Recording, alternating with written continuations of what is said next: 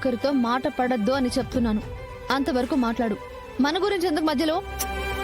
వాళ్ళెవరు ఏమో అన్నారని నువ్వు బాధపడతావు, మన గురించి మాట్లాడితే మాత్రం వద్దంటావు.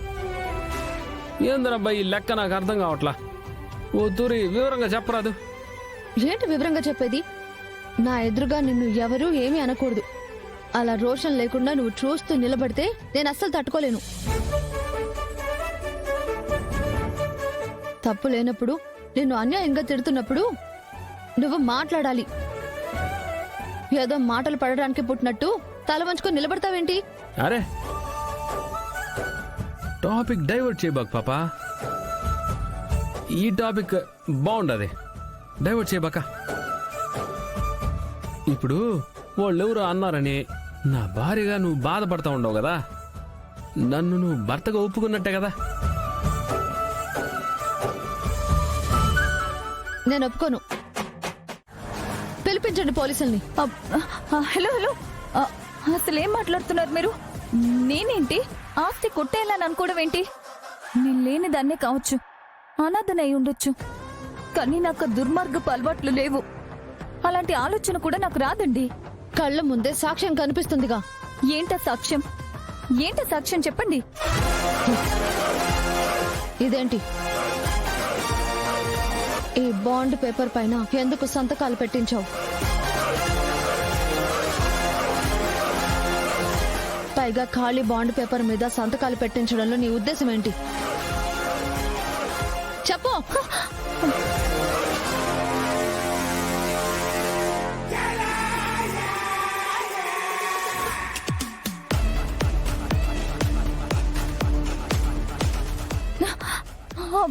సార్ సార్ సార్, ఆ బాండ్ పేపర్ల గురించి నిజంగా నాకు తెలియదు సార్. ఏదో హడావిడిగా తీసుకొచ్చేసాను.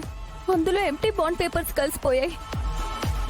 అంతేకాని నేనేం చేయలేదు. నాకు అసలు ఏ పాపం తెలియదు సార్. నేను అవి చూసుకోకుండా ఫంక్షన్ స్టార్ట్ అయ్యేలోపు మీతో సంతకాలు పెట్టించుకోవాలని హడావిడిగా తీసుకొచ్చేసాను. నాకే పాపం తెలియదు సార్. దయచేసి దయచేసి నన్ను దృష్టితో మాత్రం చూడొద్దు సార్.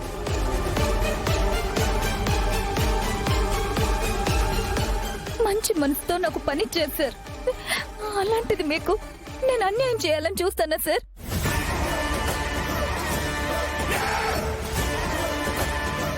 మీలాంటి వాళ్ళ కోసం నా ప్రాణమైనా ఇస్తాను, కానీ ఇలాంటి పని మాత్రం నేను ఎట్టి పరిస్థితుల్లో చేయను సార్. ఆ అమ్మాయి చూసుకోలేదంటుంది కదమ్మా. ఎలా చూసుకోకుండా ఉంటుంది మావయ్య గారు? ఇదేమైనా చిన్న విషయమా? నేను చూశాను కాబట్టి సరిపోయింది, లేదంటే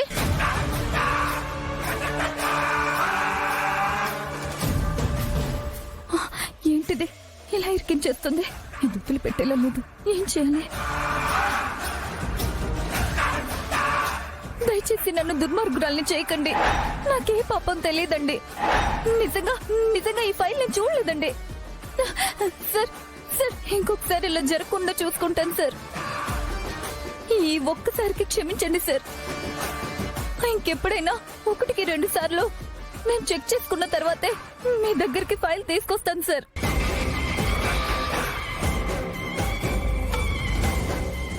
నేను అలా చూసుకోకపోవడమే ఈ రోజు ఇలా తప్పైపోయింది సార్.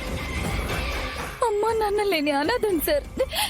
చచ్చిపోయిన తల్లిదండ్రులకు కూడా చెడ్డ పేరు తెచ్చిందని చేయకండి సార్. మా అమ్మ నాన్న లేకపోయినా కష్టాల్లో బతికేనే కానీ ఇలాంటి మోసాలు చేస్తూ బతకాలని అనుకోలేదు సార్. అలా అనుకుంటే అసలు అసలు ఇలా ఎందుకుంటాను సార్ నేను?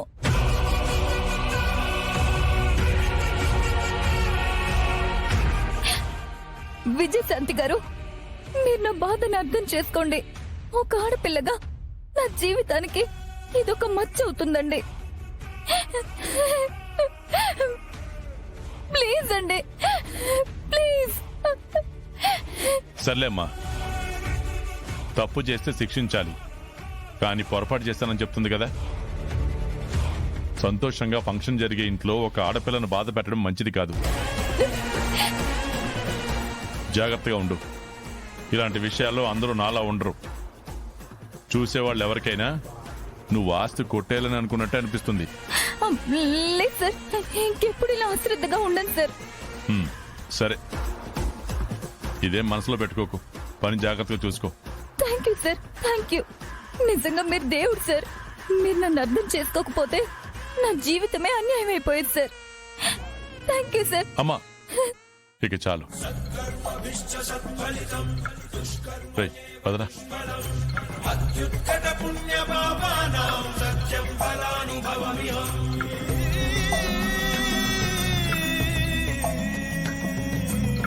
చోటి కర్మ ఈ చోటే, ఈనాటి కర్మ మరునాడే, అనుభవించి తీరాలంటే ఈ సృష్టి నియమం ఇదే. ఎన్ని కన్నీళ్ళ ఉసురిది వెంటాడుతున్నది నీడల్లే కర్మ.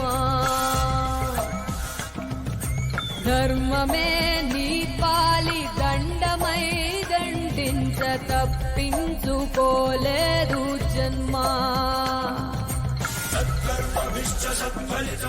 ఇంకెప్పుడైనా ఇలా జరిగిందో మర్యాదగా ఉండదు, గుర్తుంచుకో.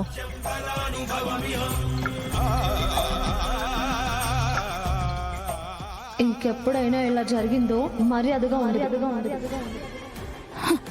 ఈ ఒక్క సంతకంతో వాడి కుటుంబం జాతకం మొత్తాన్ని మార్చేద్దామని అనుకున్నాను. నా ప్లాన్ పాడు చేశావు కదే.